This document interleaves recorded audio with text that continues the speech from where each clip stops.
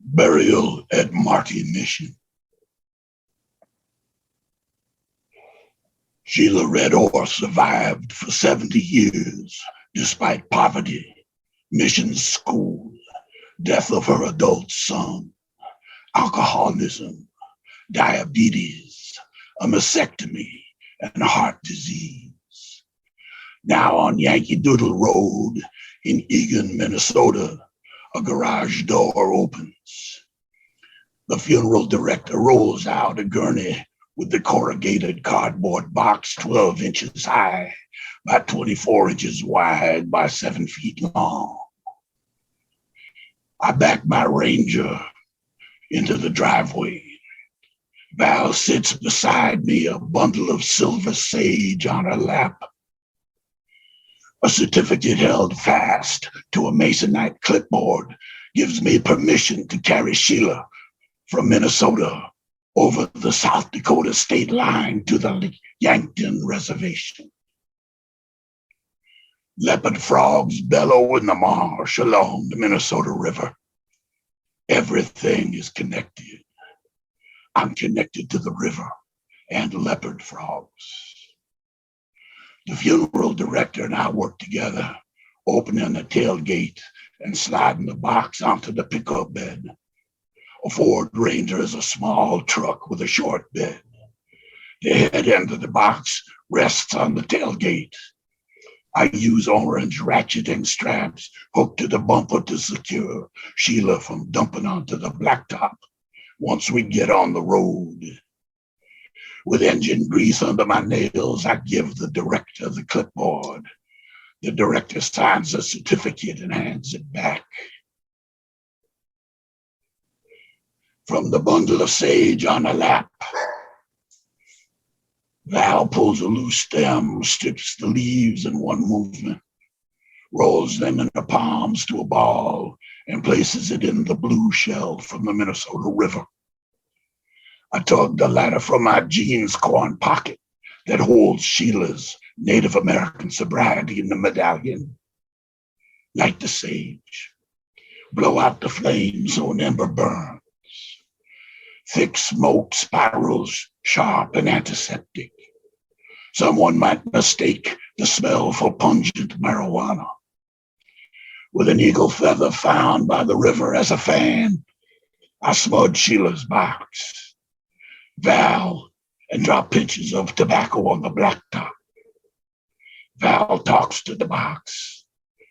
We're taking you to Marty Mission, smart lady. I'm sure you'll kick up a fuss as always. We got your back. An old family friend drives Sheila's 2 grandchildren, an 8-year-old boy and 10-year-old girl, to Yankton Reservation for the funeral. The big sister, 17-year-old Juno, and her gangbanger boyfriend, Marvin, ride along. We're all related. Val and I live across the street from Marvin. Drunk, Marvin busted the side window of my pickup and stole a gym bag stuffed with a dirty towel and socks. Sober, Marvin and cohorts spray painted NGD, the acronym for Native Gangster Disciples, on my fence, which I painted over before the city fined me. And the guns, either the rival Serrano or Native mob drove by and unloaded 20 rounds from an Uzi at the house where Marvin stayed. When NGDs shot back, they hit our home and chipped the brickwork. I wonder if I can reach these guys through the summer arts program.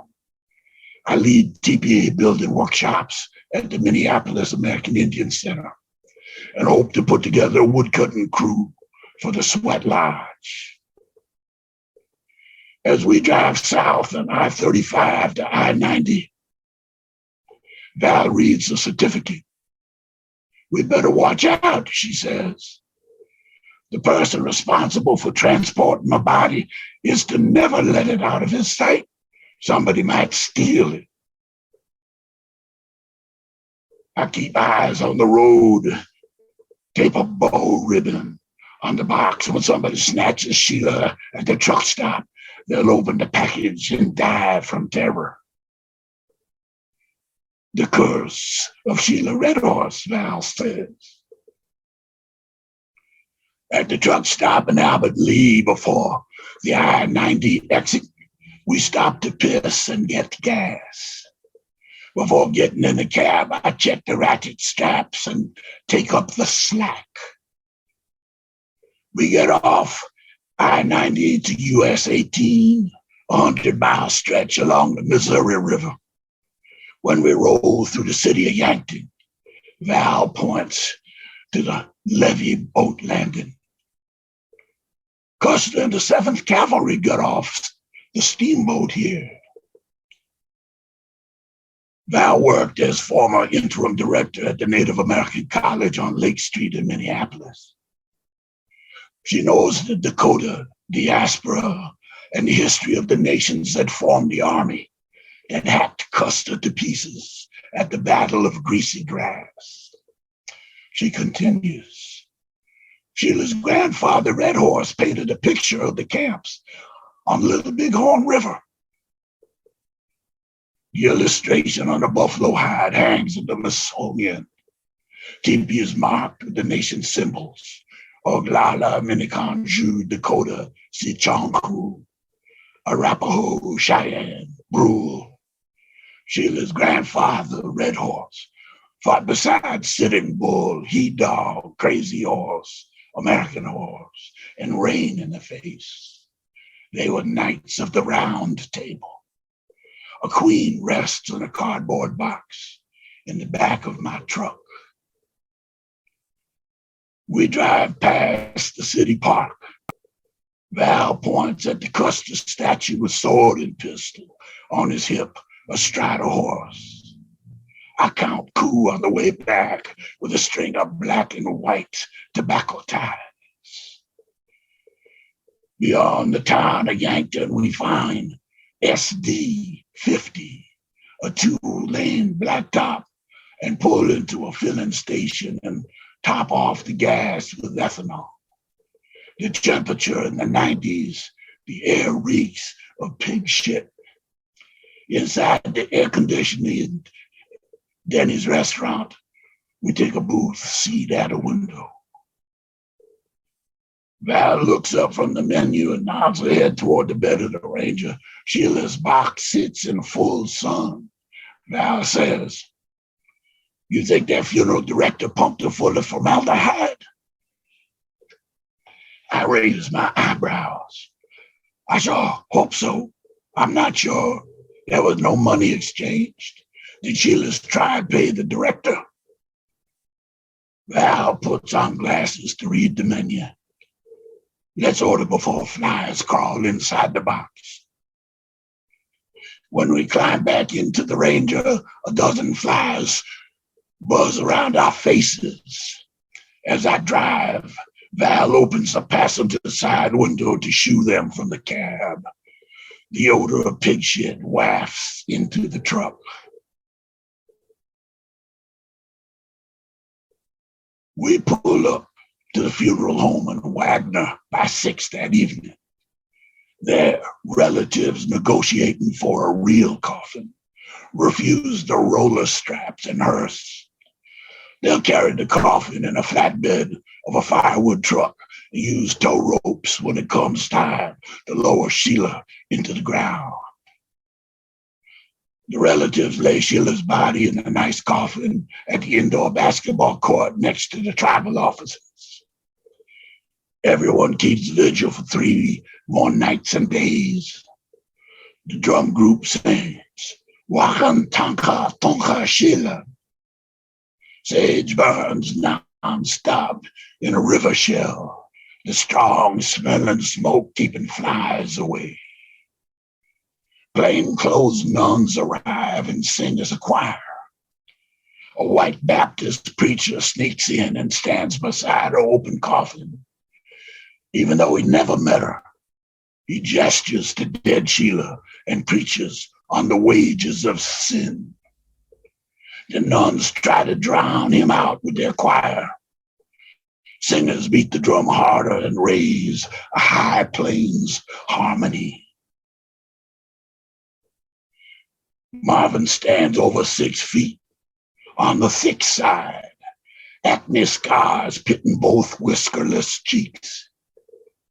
He wears gangbanger colors, native pride baseball cap over eyebrows, a duck bill pointed sideways, oversized white t-shirt and black denim jeans, the top between mid-thigh and knee, blue boxer trunks and size 14 sneakers. He keeps a dozen children coloring at the fold-out table. Grandmothers roast chickens and boil potatoes in the kitchen. They reheat grease in the deep fryer for fry bread. Marvin mixes powdered lemonade with water in the cooler. An institutional coffee pot brews coffee. A bread basket filled with loose cigarettes sits next to foam cups. Aunties and grandmothers shear their hair and lay it in the coffin beside Sheila. Val places a bundle of sage between Sheila's folded hands. Gauzy cloth covers her face to keep away the flies. A star quilt drapes the lower half of the coffin. Her body smells of ripening in anticipation of earth. On the 4th day, relatives load Sheila and a coffin in the bed of the firewood truck and drive slow down the parked blacktop to Marty Mission. Black Angus graze in the high plains on one side of the road. Children coasting on skateboards in the streets of the tribal housing on the other side. We exit the vehicles and enter the Catholic cathedral in the middle of the prairie. Before the altar, a buck-skinned statue of Holy Mother with a beatific smile, infant Christ cradled in her left arm, faces the congregation. I'm carrying a bundle of sage. An ancient white-haired nun touches my shoulder and points to an abalone shell and a hawk-wing fan on a small table by the altar. I roll sage into the shell, light it, then walk through the aisles to smudge everyone in the cathedral. I've done this a lot and do it with panache, fluttering the fan up and down the length of each person as they wave the smoke towards them, bathing in it, cleaning hearts and minds. This is for Sheila. This is her ceremony. I go sit beside Sal. She pulls at my sleeve and points upward. Stone pillars holding up an arched ceiling of indigenous designs and spirit animals, eagles, bears, bison, coyotes howling at the stars in the cobalt of night. A red-nosed priest improvises a homily from the lectern how Sheila drank her last glass of wine, then lay down to eternal sleep. I yank Sheila's Native American sobriety medal from my coin pocket, touch Val's hand and mutter. She tilts her head to hear me better. What? That wino priest is full of shit. Val squeezes my forearm. I'll take care of this. She stands up and cuts the priest's sermon short. Val's voice echoes among the pillars. The congregation, Sheila's nieces, nephews, grandson by her first marriage, great-grandchildren, and cousins. Keep eyes on Val. Sheila Redharst taught Native Studies at Metro State University, co-authored several books, helped set up the Heart of the Earth Survival School, and adopted her 2 grandchildren. In over 30 years, Sheila Redharst had not a sip of alcohol. nor did she believe in a Christian God. In the sacristy of this church, priests molested her when she was a girl. Nuns tortured her at the mission school around back.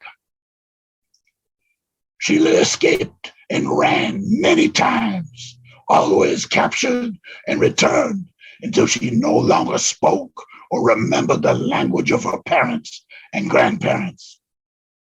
She planned to be buried here to haunt the perpetrators and bear witness.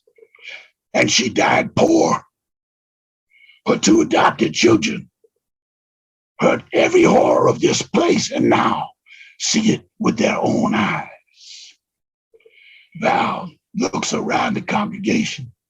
The relatives, lips pursed, nod their heads.